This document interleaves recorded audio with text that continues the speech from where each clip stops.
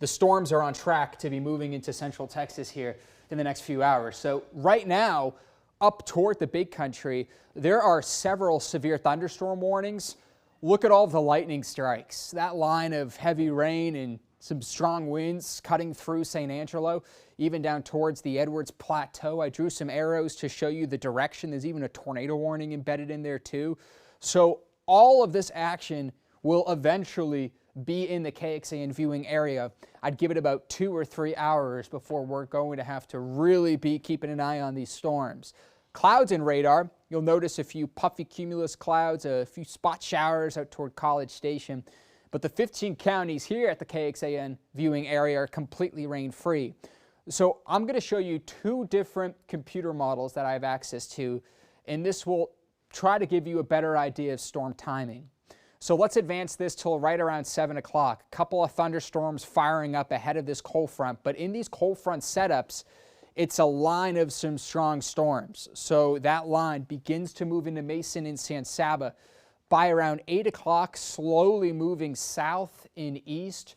A rumble of thunder to conform. If we can get several storms firing up ahead of this line of storms, I think it'll chew up some of that storm energy, meaning the main event could become weaker if we get more thunderstorms ahead of the cold front. So that's another thing we'll have to watch in the coming 3 hours or so. By 9 o'clock, this is approaching the lakes out toward Williamson County, Travis, Blanco, Gillespie County, and then some thunderstorms can't be ruled out east of I-35, although I do think the majority of the storms will be west of I-35 by around 9.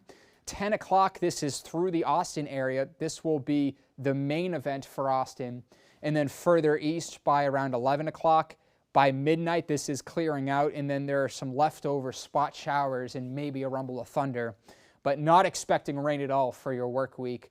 When the sun comes up on Monday, should be rain-free. Computer model number 2, this one is slightly weaker, so you'll already notice that the coverage is smaller than computer model number 1, still showing a clear trend through around 6. Not as much storms ahead of the cold front, but even so, it looks quieter compared to computer model number 1. There's still going to be some strong to severe thunderstorms, but this computer model runs also faster. By 8 o'clock, Austin getting some rain. That first model had 10 o'clock storms. This one is 8 o'clock, and then seems to be some sort of re-strengthening further east of Austin as it taps into more of that moisture and storm fuel closer to the Gulf. So by 9, 10 o'clock, computer model number 2 is clearing out, for the most part, leftover showers. So this run is faster in storm arrival, smaller in coverage, and it looks to be less severe compared to that first round of data. Storm Prediction Center, they take into account a lot more of that data in current conditions, and they're saying, hey, there's a level 3 out of 5 severe risk. Highest severe risk going to be north and west of Austin, up toward Llano and San Saba. Level 2 out of 5 south and east of Austin itself. The specific storm threats, winds are going to be the primary concern here, especially with these cold front storms that swing by. So right on the outer edge of that front, that's where 60+ miles per hour, even up to 75 miles per hour winds, isolated 75 mile per hour winds, but still that would be hurricane force winds for context for you. So could see some power outages. That's what I have in mind.